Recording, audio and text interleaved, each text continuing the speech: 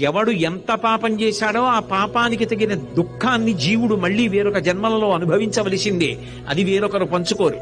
ఎంత పుణ్యం చేశాడో అంత పుణ్యానికి ఫలితాన్ని అనుభవించవలసిందే. తదేవ ఫలమన్వేతి ధర్మస్య ధర్మనాశన ప్రాప్తం ధర్మఫలం తావద్భవతానత్ర సంశయ అంటారు హనుమ.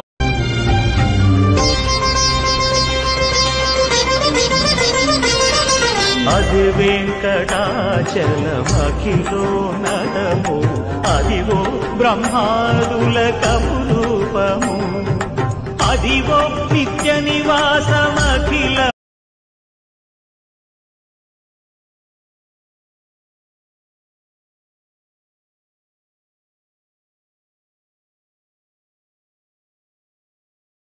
ఎవడు ఎంత పాపం చేశాడో ఆ పాపానికి తగిన దుఃఖాన్ని జీవుడు మళ్ళీ వేరొక జన్మలలో అనుభవించవలసిందే. అది వేరొకరు పంచుకోరు. ఎంత